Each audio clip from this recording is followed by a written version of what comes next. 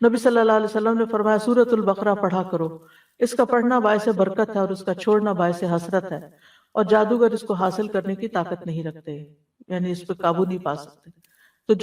تو اس میں کیا کرنا چاہیے؟ روٹین میں روز سورۃ البقرہ کا کچھ حصہ پڑھتے رہنا چاہیے، جب پھر ختم ہو جائے پھر شروع کر لے کر، یعنی جیسے اگر اور کچھ نہیں تو روزانہ 2 پیجز، یعنی صفحہ، ایک صفحہ ادھر ہوتا ہے ایک صفحہ ادھر۔ مصحف عثمانی میں آپ دیکھیں آیت پہ ختم ہوتا ہے نا صفحہ، 2 صفحے ہر روز پڑھ لیا کریں، مثلا 4 صفحے ہر روز پڑھ لیں، 8 صفحے ہر روز پڑھ لیں، تاکہ وہ برکت رہے۔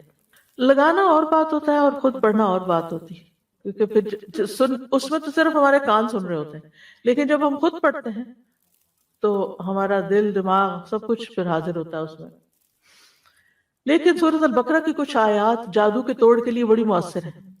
اس میں الف لام میم سے لے کر المفلحون تک، اس کے بعد وَاتَّبَعُوا مَا تَتْلُو الشَّيَاطِينُ عَلَىٰ مُلْكِ سُلَيْمَانَ، آیت نمبر 102 سورۃ البقرہ کی، پھر آیت نمبر 163 اور 164 وَإِلَٰهُكُمْ إِلَٰهٌ وَاحِدٌ لَا إِلَٰهَ إِلَّا هُوَ الرَّحْمَٰنُ الرَّحِيمُ، پھر آیت الکرسی، پھر آمن الرسول۔ تو آپ دیکھیں زیادہ تر رقیہ تو یہی آ گیا۔ رسول اللہ صلی اللہ علیہ وسلم نے فرمایا اللہ تعالیٰ نے زمین و آسمان کی تخلیق سے 2000 سال قبل کتاب لکھی تھی، اس میں سے 2 آیتیں نازل کر کے ان سے سورۃ البقرہ کا اختتام کیا گیا۔ لہٰذا جس گھر میں 3 راتوں تک سورۃ بقرہ کی آخری 2 آیتیں پڑھی جائیں گی، شیطان اس کے قریب نہیں آئے گا، یعنی پھر وہ جادو وغیرہ کا اثر نہیں ہوگا انشاءاللہ۔ دیگر قرآنی آیات بھی ہیں، جیسے سورۃ آل عمران کی آیت نمبر 18 اور 19، شاہد اللہ انہ لا الہ الا ہو، اس میں بھی توحید کی بات ہے۔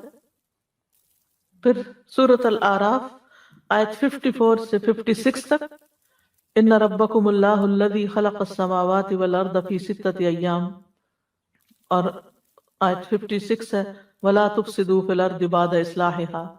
پھر سورۃ الاعراف کی آیت نمبر 117 سے لے کر 122 تک، وَأَوْحَيْنَا إِلَىٰ مُوسَىٰ أَنْ أَلْقِ عَصَاكَ فَإِذَا هِيَ تَلْقَفُ مَا يَأْفِكُونَ، جو آج لیکچر کے شروع میں آیات آپ نے سنی، 117 سے 122 تک۔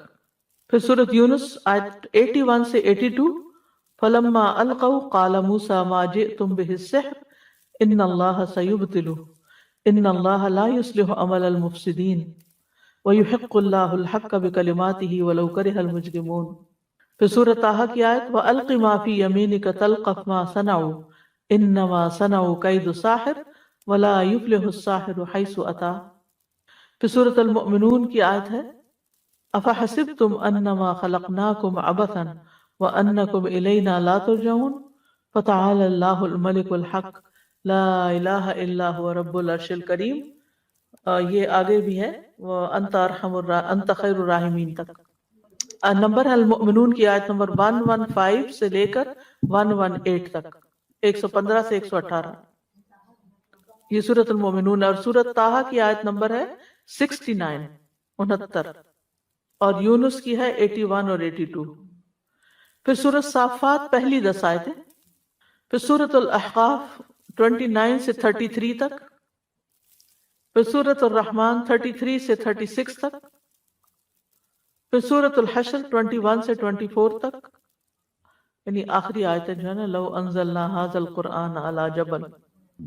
پھر اس کے بعد سورۃ التغابن آیت 14 سے 16 تک، پھر ہے سورۃ الجن آیت نمبر 1 سے 9 تک، پھر معوذات قل هو اللہ احد، قل اعوذ برب الفلق، قل اعوذ برب الناس، پھر کچھ مسنون دعائیں بھی ہیں۔ اعوذ بکلمات اللہ التامات التی لا یجاوزہن بر ولا فاجر من شر ما خلق وذرأ وبرأ ومن شر ما ينزل من السماء ومن شر ما يعرج فيها ومن شر ما ذرأ في الأرض ومن شر ما يخرج منها ومن شر فتن الليل والنهار ومن شر كل طارق إلا طارق يطرق بخير يا رحمن۔ میں اللہ کے کامل کلمات کے ساتھ پناہ پکڑتا ہوں جن سے آگے نہ تو کوئی نیک اور نہ ہی کوئی برا شخص بڑھ سکتا ہے، ہر اس چیز کے شر سے جس کو اس نے بنایا، پیدا کیا اور پھیلایا، ہر اس چیز کے شر سے جو آسمان سے اترتی ہے، اور اس چیز کے شر سے جو اس میں چڑھتی ہے، اور اس چیز کے شر سے جسے اس نے زمین میں پیدا کیا، اور اس چیز کے شر سے جو اس سے نکلتا ہے، اور رات اور دن کے فتنوں کے شر سے، اور رات کو آنے والے کے شر سے، سوائے اس کے جو خیر کے ساتھ آئے، اے رحم فرمانے والے۔ یہ جو ہے جبریل علیہ السلام کی سکھائی ہوئی دعا ہے۔ ابو تیاح کہتے ہیں کہ ایک آدمی نے عبد الرحمن بن خنبش سے پوچھا کہ رسول اللہ صلی اللہ علیہ وسلم نے اس وقت کیا کیا جب ان کے پاس شیاطین آئے؟ انہوں نے کہا شیاطین مختلف وادیوں گھاٹیوں سے اتر کر آپ کے پاس آئے، اور ان میں سے ایک شیطان کے ساتھ آگ کا شعلہ تھا جس کا ارادہ یہ تھا کہ وہ رسول اللہ صلی اللہ علیہ وسلم کو جلا دے، یعنی اتنے ڈھیروں ڈھیر آ گئے، لیکن وہ مروب ہو گیا، خود ہی پیچھے ہٹنے لگا۔ اتنی دیر میں جبریل آپ کے پاس اور کہنے لگے آپ محمد کہیے۔ آپ نے پوچھا کیا کہوں؟ انہوں نے کہا آپ کہیے یہ دعا، یہ پڑھیے، یعنی اگر ڈھیروں شیطان بھی آپ کے پیچھے لگ جائیں تو اس دعا سے بھاگ جائیں گے انشاءاللہ۔ اور اس میں پناہ لی گئی ہے اللہ کے سارے کلمات سے، سب کتابوں یعنی قرآن اور اس کے علاوہ بھی جو کچھ ہے، اور پھر ہر چیز کے شر سے، جو اوپر سے آئے جو نیچے سے جائے، رات کا شر، دن کا، ہر قسم کا شر، اور ہر طرح کے فتنے اور ہر طرح کے حادثے جو رات کو آئیں یا دن کو آئیں۔ یہ دعا بہت فائدے کی ہے، صبح شام کی دعاؤں میں آپ شامل کر سکتے ہیں۔ اسی طرح ایک اور دعا بھی ہے، اعوذ بوجہ اللہ العظیم الذی لیس شیء اعظم منہ وبکلمات اللہ التامات التي لا يجاوزهن بر ولا فاجر وباسماء اللہ الحسنى كلها ما علمت منها وما لم اعلم من شر ما خلق وبرأ وزرع۔ میں اللہ کے عظیم چہرے کی پناہ پکڑتا ہوں جس سے عظیم کوئی اور چیز نہیں، اور اس کے مکمل کلمات کے ساتھ پناہ لیتا ہوں جن سے آگے کوئی نیک یا بد بڑھ ہی نہیں سکتا، اور اس کے تمام اسماء حسنہ کے ساتھ پناہ لیتا ہوں، جن کو میں جانتا ہوں، جن کو میں جانتا بھی نہیں ہوں۔ کس سے؟ ہر اس چیز کے شر سے جس کو اس نے بنایا، پیدا کیا اور پھیلا دیا۔ بات ہی ختم، کوئی چیز بچی نہیں۔ کعب الاحبار کہتے ہیں اگر میں یہ چند کلمات نہ پڑھتا تو یہودی مجھے گدھا بنا دیتے ہیں، یعنی یہ حضرت کعب الاحبار جو ایک یہودی عالم تھے وہ پڑھا کرتے تھے، کیونکہ یہود بہت زیادہ جادو میں پڑ گئے تھے، تو اس کا انہوں نے توڑ بتایا۔ پھر اعوذ بکلمات اللہ التامۃ من غضبہ وشر عبادہ ومن ھمزات الشیاطین وان یحضرون۔ میں اللہ کے تمام کلمات کی پناہ میں آتا ہوں اس کی ناراضگی سے، اس کے بندوں کی شرارتوں سے، شیطانوں کے وسوسوں سے، اور اس بات سے کہ وہ میرے پاس آئیں۔ پھر اعوذ بکلمات اللہ التامۃ من کل شیطان وہامۃ ومن کل عین لامۃ۔